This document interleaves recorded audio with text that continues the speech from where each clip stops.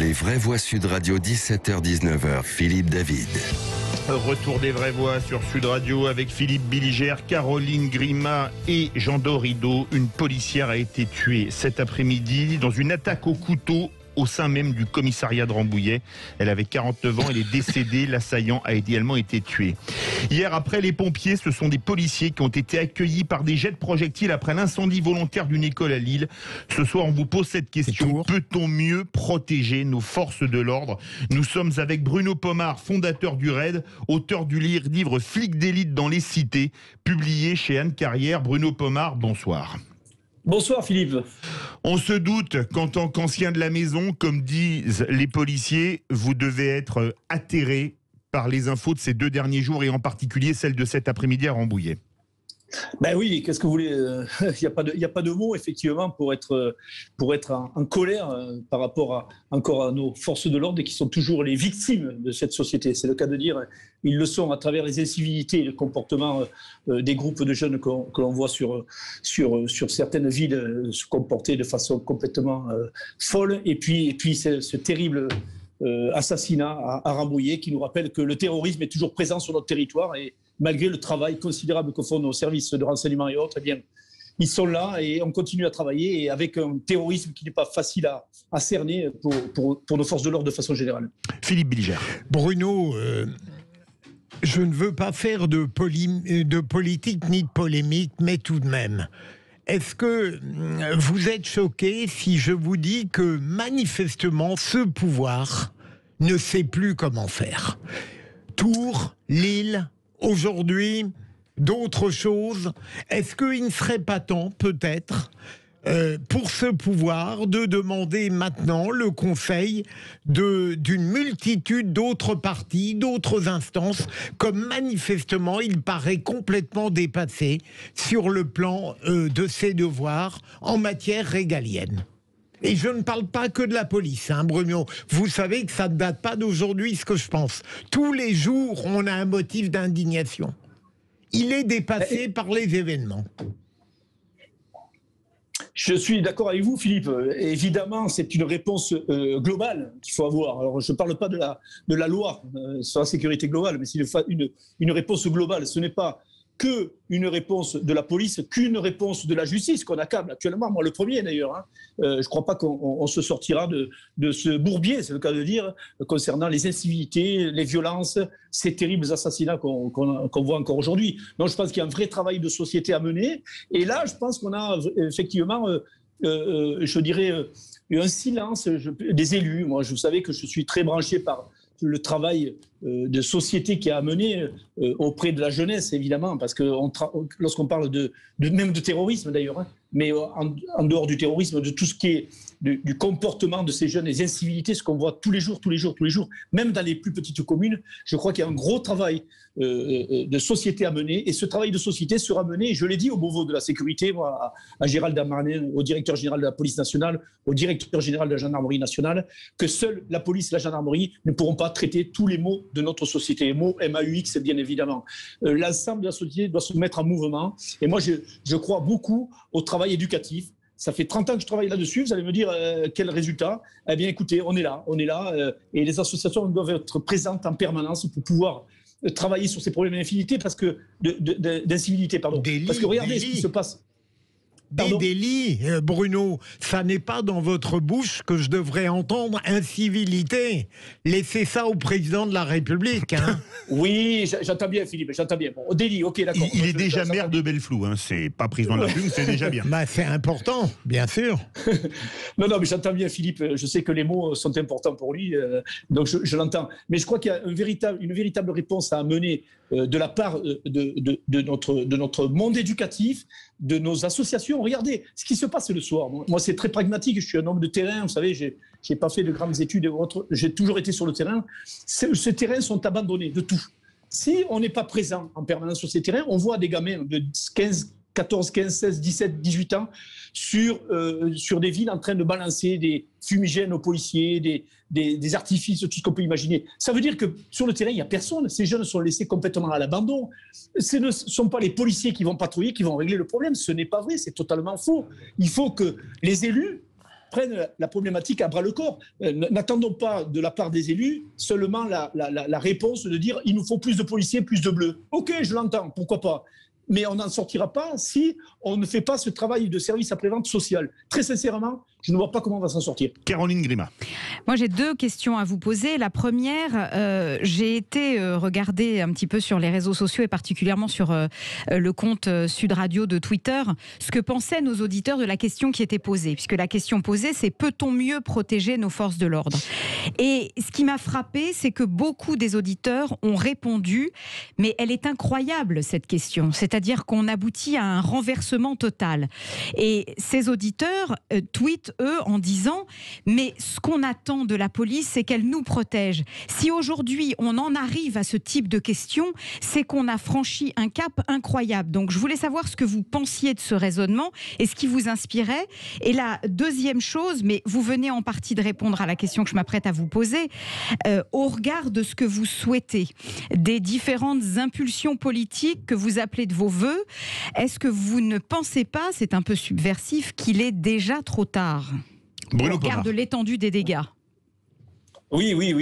Moi, je suis de naturel très optimiste. Donc, ça fait 30 ans que je travaille sur ces sujets-là et je continue à le faire à près de 61 ans. Donc, je continue parce que j'y crois. Mais vous avez raison. Mais comment protéger mieux nos policiers ? Eh bien, encore une fois, si on a sur le terrain, puisque ce dont on parle, les délits qui sont commis sur le terrain, c'est incivilités. Mais je sais que ça ne fait pas plaisir à Philippe Bigère. Donc, je dis, ces délits, ces violences urbaines que l'on voit, effectivement, elles peuvent être contrées avec un travail sur le terrain qui permettra à nos policiers de moins être agressés tout simplement sur le terrain. Parce que lorsqu'il y a une incivilité, lorsqu'il y a des délits commis, des violences urbaines, des feux d'artifice, tout ce que vous pouvez imaginer, tout ce qu'on connaît tous, eh bien qu'est-ce qu'on fait ? On envoie des équipes de BAC, de sécurité publique, etc. intervenir. Mais ils sont un peu seuls, ils ne sont pas protégés en fin de compte. Et ceux qui peuvent les protéger, je pense que, très sincèrement que les éducateurs, les médiateurs, etc. ont un véritable rôle à jouer. Tout ça, tout ce monde-là, on l'a tué en près de 20 ans de politique complètement incohérente. Jean Dorido. Écoutez, je rejoins pour le coup les auditeurs là quand j'écoute Caroline Grima. C'est vrai que la question est assez surréaliste. Comment faire pour mieux protéger les forces de l'ordre alors que précisément les forces de l'ordre sont là pour protéger les honnêtes gens, les honnêtes citoyens, et ils sont les seuls dépositaires du recours à la force légitime pour imposer la volonté de l'État et protéger notamment les pauvres gens. Et ça, c'est vrai que cette question, elle est assez inouïe. Alors bien sûr, j'entends monsieur, et bien sûr je respecte votre avis sur l'importance de la prévention et de l'éducation. Pour autant, j'ai le sentiment, pour le coup, pour ma part, que ça fait 40 ans que j'entends la même chose. J'ai grandi enfant en région lyonnaise. À l'époque, il y avait les Minguettes, il y avait la Duchère, il y avait Vaux-en-Velin qui déjà posait des problèmes de violence urbaine absolument terribles. L'éducatif, j'ai connu la politique des grands frères et on voit ce que ça a donné avec le Trapistan et avec finalement les clés des cités qu'on a données à des espèces de caïds qui aujourd'hui, en plus d'embrigader les jeunes dans l'argent de la drogue, se sont rendus possesseurs de leurs esprits en les radicalisant. Donc, si vous voulez, bien sûr, je vous rejoins, l'éducatif, c'est extrêmement important. Toutefois, on voit l'école, on voit l'autorité de l'école qui est allée en se dégradant. Les professeurs sont agressés. Maintenant, c'est la police. On a ce monsieur-là, manifestement animé d'intentions terroristes, qui rentre dans un commissariat et qui égorge une dame. Donc là, c'est vrai que j'avoue, les bras m'en tombent. J'aimerais croire, comme vous, plein d'optimisme, que l'éducatif va tout régler. Et là, pour le moment, ça fait quand même 40 ans que rien ne marche. Bruno Pomar. Mais vous savez quoi ? Je suis d'accord en partie avec ce que vous dites, monsieur. Je vous rassure, pour être vraiment baigné là-dessus ça fait 30 ans que je suis vraiment dans l'associatif, donc je travaille vraiment sur ces sujets. Mais vous avez raison. Au fond de vous avez totalement raison. Mais en même temps, vous savez, nos sociétés sont complexes, elles sont devenues de plus en plus complexes avec des générations d'enfants qui sont nés avec Internet, avec tout ce qu'on peut imaginer. Donc très compliqué pour les éducateurs, pour tous les gens qui travaillent dans ce domaine. Mais vous savez que le monde associatif a un rôle d'amortisseur.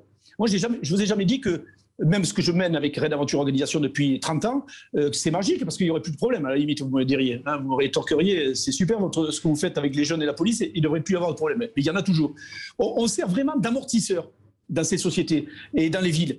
Et le rôle de l'association, c'est ça, c'est d'être un véritable amortisseur parce que si on n'était pas là, eh bien, je peux vous assurer que ça serait bien pire. Donc, il faut continuer à travailler là-dessus. Il faut intensifier ce travail de proximité qui est essentiel. Vous savez, je vais vous faire un parallèle, sans aucune prétention, évidemment, parce que je me compare pas à ce monsieur, loin de là. L'abbé Pierre, rappelez-vous, en 53 ou 54, 54. Parlait du mal logement. Ouais, 54, merci Philippe, grand connaisseur toujours de tous ces éléments.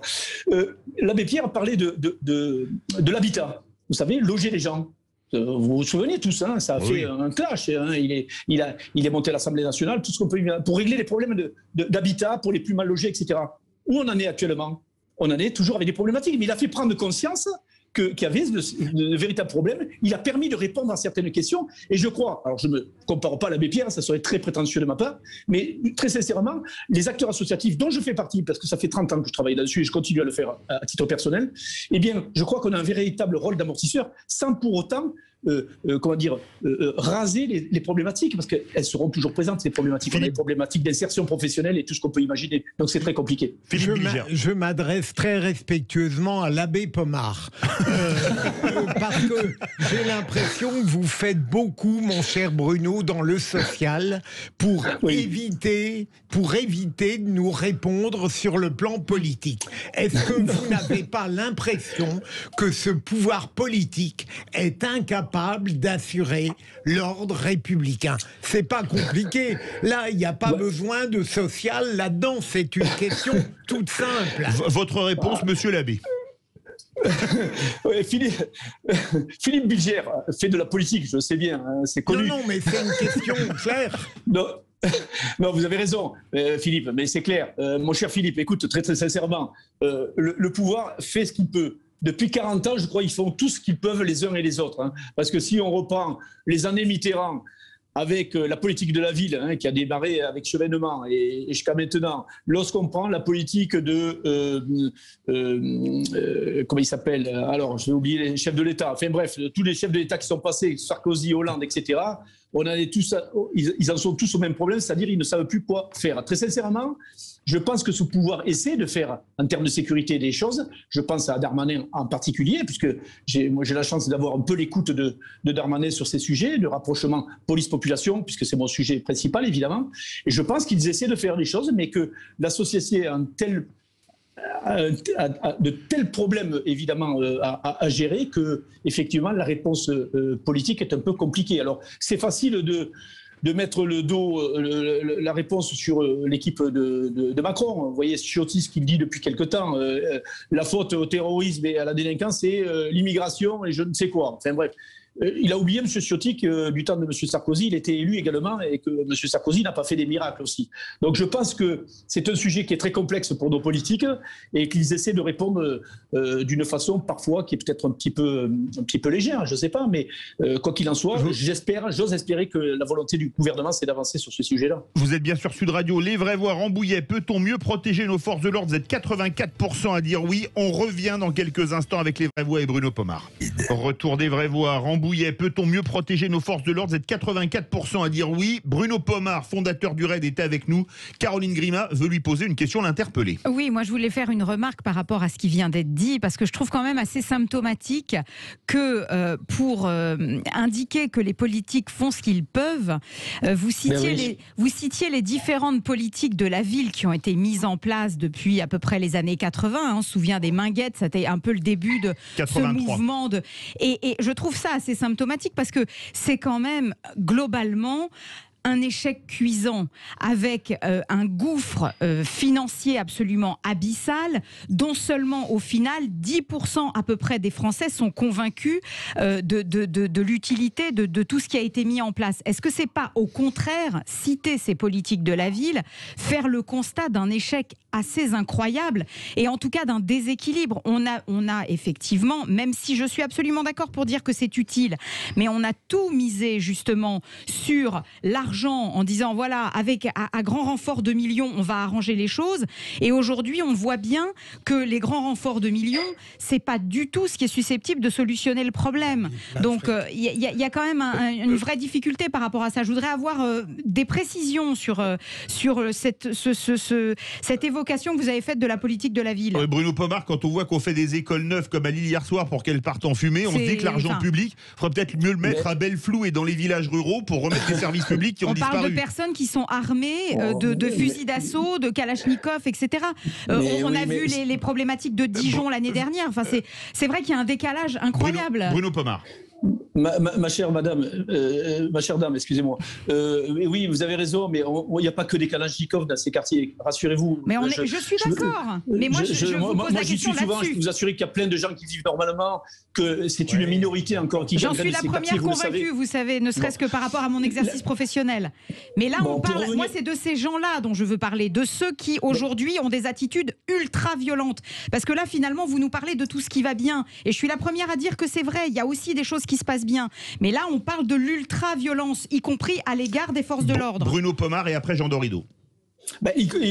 Tout ça se règle avec le travail de police qui est fait au quotidien. Regardez le démantèlement des points de deal. Alors vous allez me dire, les 1000 points de deal, effectivement, démantelés, c'est un peu de la com en même temps parce que c'est très complexe. Une fois que le point de deal a été enlevé, par exemple, je vous donne un exemple bien précis, parce que c'est important, quelques jours après ou quelques semaines après, le point de deal est repris. C'est évident. Il y en a 4000 comme ça en France, il y en a 1000 qui ont été démantelés. Ça peut revenir rapidement. Mais si on ne veut pas que ça revienne rapidement, eh bien, c'est là où la réponse associative, éducative est nécessaire. Vous voyez ce que je veux dire? Et là, on protège en même temps nos policiers, puisqu'on parle de... La question est comment protéger mieux nos policiers? Eh bien, s'il y a du monde sur le terrain, dans ces quartiers les plus vulnérables, les plus pauvres, où tout est cumulé, eh bien, je pense que ça évitera à nos policiers d'avoir ces contraintes, ces risques d'incivilité, ces risques de violence qui leur tombent dessus tous les jours. Jean La société explique des choses, mais elle n'explique pas. Jean Dorido. Et puis surtout... non, écoutez, juste rappeler que bien sûr, je respecte et j'ai même une vraie admiration pour le travail de terrain et le travail associatif auquel vous vous employez, monsieur, bien évidemment. Simplement, si vous voulez, il y a quand même en musique de fond, me semble-t-il, dans tout ça, cette fameuse culture de l'excuse. Caroline Gréma en parlait tout à l'heure avec François Mitterrand ou Minguette.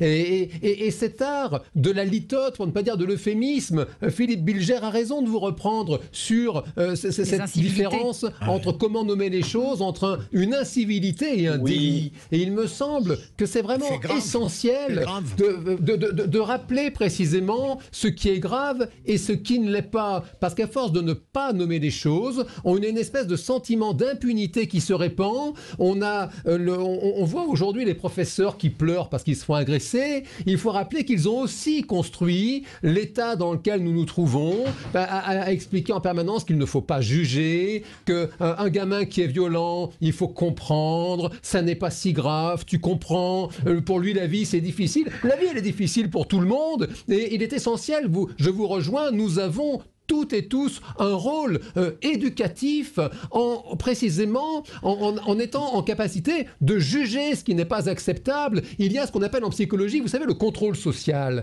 Alors, la psychologie, bien sûr, on dit souvent les psychologues ne jugent pas. Oui, on apprend à ne pas juger dans notre cabinet. Parce que si vous jugez votre client, le travail ne peut pas se faire. Maintenant, quand vous quittez le cabinet du psy, vous êtes dans la vraie vie. Et là, dans la vraie vie, il faut juger. Et on appelle en psychologie le contrôle social, le fait que typiquement, quand vous êtes dans un train aujourd'hui, eh bien, personne n'ose allumer une cigarette parce que ça ne se fait pas. Parce que la personne sent cette pression sociale que si d'aventure elle allume une cigarette, elle va être disqualifiée et tout le monde va râler. Et puis on a des trains, notamment en région parisienne, certaines lignes, c'est connu, eh bien, dans lesquelles tout le monde fume. Et là, typiquement, on a un vrai problème. Parce qu'on n'a plus de contrôle social. Parce qu'on a une espèce d'impunité. Et pardon, je vous le dis pour le coup en toute bienveillance, bienveillance et en toute amitié, parce qu'on a des personnes bien intentionnées qui parlent d'incivilité quand on est face à un délit. Et un délit, je parle avec des fans de foot, c'est carton jaune. Et une fois qu'on a mis un carton jaune, après c'est carton rouge. Et il faut avoir le courage, me semble-t-il, de mettre le carton jaune quand il s'impose. Merci à tous. On n'a plus le temps de faire répondre Bruno Pomar, mais ça s'est très bien terminé avec une consultation de psy avec notre ami Jean Dorido. Verdict sur Twitter. On remercie Bruno Pomar, fondateur du RAID, maire de Belleflou, auteur du livre Flics d'élite dans les cités. Peut-on mieux protéger nos forces de l'ordre? Vous êtes 83% à dire oui sur Twitter. On se retrouve dans quelques instants.